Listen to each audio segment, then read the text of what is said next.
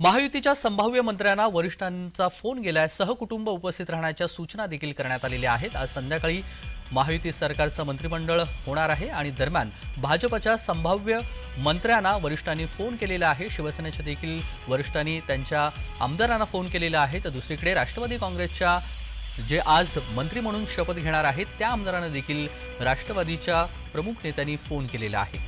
तर महायुतीच्या संभाव्य मंत्र्यांना वरिष्ठांनी आज फोन केलेला आहे। सहकुटुंब उपस्थित राहण्याच्या सूचना देण्यात आलेल्या आहेत। महायुती सरकारमधील नव्या मंत्र्यांचा शपथविधी होणार आहे। संध्याकाळी 4 वाजता शपथविधी सोहळा होईल आणि मंत्रिमंडळामध्ये भाजपचे 21, शिवसेनेचे 12 तर राष्ट्रवादीचे 10 मंत्री असणार आहेत। त्यामुळे आज मंत्रिमंडळ विस्ताराकडे सर्वांची नजर असेल।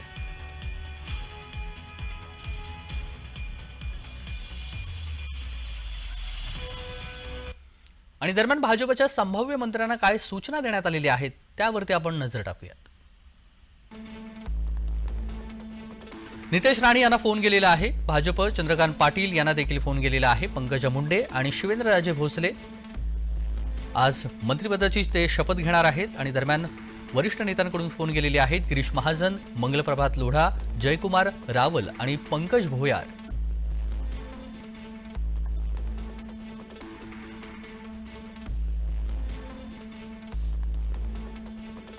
आणि भाजपनंतर शिवसेनेच्या संभाव्य मंत्र्यांना देखील फोन गेलेला आहे। कोण मंत्री आज शपथ घेणार आहेत त्यावरती नजर टाकूयात।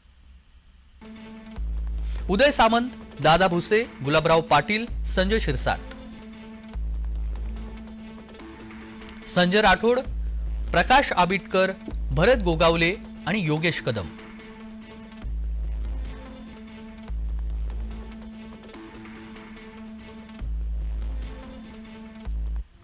आता संध्याकाळी 4 वाजता तिन्ही पक्षाच्या वतीने ज्यांना ज्यांना बोलवले त्यांचे शपथग्रहण होईल। तर 4 वाजताची तयारी सगळी झालेली आहे राजभवनवरती आणि त्याच्यावरती जे साहेबांनी आम्हाला कल्पना दिली ते आम्ही सगळे शपथ घेणार। त्यामुळे जे काय आता आम्हाला बोलवलेलं आहे तसे आता उद्यापासून अधिवेशन पण आहे। तर दोन्ही अनुषंगाने आम्ही सगळे लोक आलेलो आहोत। तसं डिपार्टमेंट सगळ्यात इंटरेस्ट आहे, तसं नसतं। जे काय आमचे नेते देते ते घेऊन काम करायचं।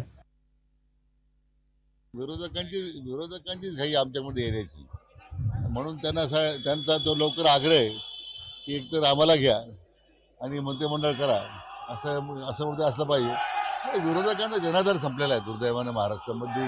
त्यांच्या दुर्दैवाने त्यांना जनाधार राहिला नाही। लोकसभेच्या खोट्या नॅरेटिव्हवर त्यांना असं वाटतं पुन्हा विधानसभेला आम्हाला बहुमत मिळेल, पण जनतेने त्यांचं खरं रूप ओळखलेलं आहे आणि आता विरोधकांना कायमस्वरूपी घरी बसवण्याचा जनाधार या निवडणुकीत जनतेने दिलेला आहे।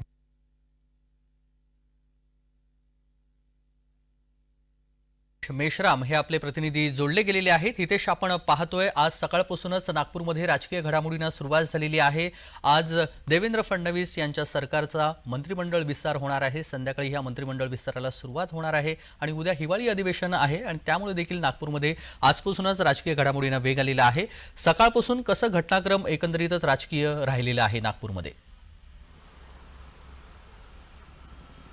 नक्कीच तेजस, बघितलं गेलं तर सकाळपासून जे आहे राजकीय वातावरण जे आहे ते तापलेलं आहे। मात्र जे थंडीचं वातावरण आहे ते फारच गारठलेलं आहे नागपूरमध्ये। त्या अनुषंगाने बघितलं गेलं तर अनेक नेते मंडळी जे आहे त्यांचं आगमन जे आहे नागपूरमध्ये होताना आपण पाहतो आहोत। आणि विमानतळ असेल, विमानतळावर जे आहेत प्रत्येक आमदार असेल ते त्यांचे जे आगमन होत आहेत, जे संभाव्य मंत्री आहेत त्यांचं देखील आगमन होत आहे। त्यानंतर आज जे आहे शपथविधी देखील आहे आणि त्यानंतर शपथविधी झाल्यावर जे आहे चहा पाण्याचा कार्यक्रम आहे, त्यानंतर बैठका देखील आहेत। सरकार जे कशा पद्धतीने नियोजन करणार आहे त्याबद्दलच्या ज्या काही बैठका असतील त्या देखील आहे। महाविकास आघाडीचं जर बघितलं गेलं तर त्यांचे देखील नेते आणि आमदार जे आहेत त्यांचंही देखील नागपूरमध्ये आगमन झालेलं आहे आणि EVM विरोधात देखील महाविकास आघाडीचं जे जोरदार जो मोर्चा आहे तो देखील नागपूरमध्ये काढण्यात येणार आहे।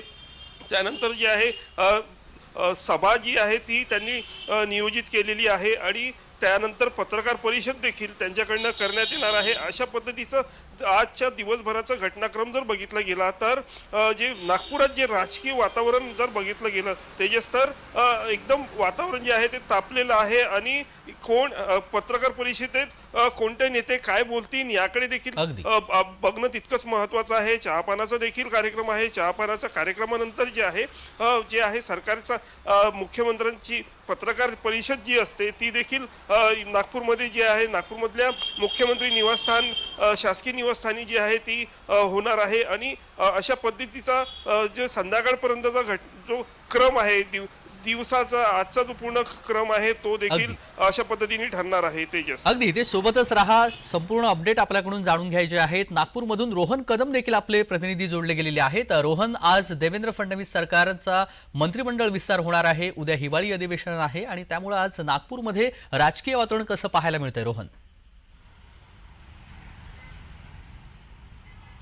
सध्या सगळे राज्य चालवणारे विरोधी पक्ष असतील किंवा सत्ताधारी असतील हे सगळे आता नागपुरामध्ये दाखल व्हायला सुरुवात झालेली आहे. विविध प्रकारे हे सगळे नेते मंडळी आता नागपूरमध्ये दाखल होत आहेत आणि नागपूरमध्ये दाखल होऊन विधिमंडळाचं पहिलं असं हिवाळी अधिवेशन या सरकारचं जे आहे ते उद्यापासून पार पडतंय. तत्पूर्वी शपथविधी जवळपास 33 वर्षानंतर पहिल्यांदाच नागपूरमध्ये जो आहे तो मंत्र्यांचा शपथविधी पार पडतोय. त्यामुळे हे नागपूरची जनता देखील जी आहे ती ही सगळं वातावरण अनुभवायला सजवलेलं पाहायला मिळतंय. इकडे देवेंद्र फडणवीसांचं नागपूरमध्ये आता मुख्यमंत्री झाल्यापासून पहिल्यांदाच आगमन होतं. त्यामुळे विमानतळापासून त्यांचं जे आहे ते या ठिकाणी स्वागत जे आहे ते रॅलीच्या माध्यमातून करण्यात येते. तर दुसरीकडे महाविकास आघाडीचे देखील नेते मंडळी जे आहेत ते आता नागपूरमध्ये दाखल व्हायला सुरुवात झाली आणि त्यांच्या माध्यमातून या सगळ्यांचा जो आहे तो एका अर्थाने आंदोलन असेल किंवा इतर कार्यक्रम असतील, रॅली असतील, अशा कार्यक्रमाच्या माध्यमातून ते देखील जे आहे ते सहभागी होताना पाहायला मिळणार आहे. त्यामुळे या संपूर्ण घडामोडींकडे जे आहे ते संपूर्ण महाराष्ट्राचं लक्ष लागलेलं सध्या पाहायला मिळतंय. कारण का ज्या पद्धतीने मागील काही दिवसांपासून निवडणुकीचे निकाल आल्यापासून वेगवेगळ्या प्रकारचं राजकारण घडताना आपल्याला पाहायला मिळालं. अगदी मंत्र्यांचे शपथविधी ताणले गेले, अगदी मंत्रिमंडळाचा विस्तार जो आहे तो होत नव्हता, अगदी एकनाथ शिंदेंना गृहमंत्रीपद मिळेल की नाही याबाबत संभ्रम होते. त्यामुळे शिंदे गटाचे अनेक आमदार जे आहेत ते कदाचित नाराज असल्याचं सांगितलं होतं.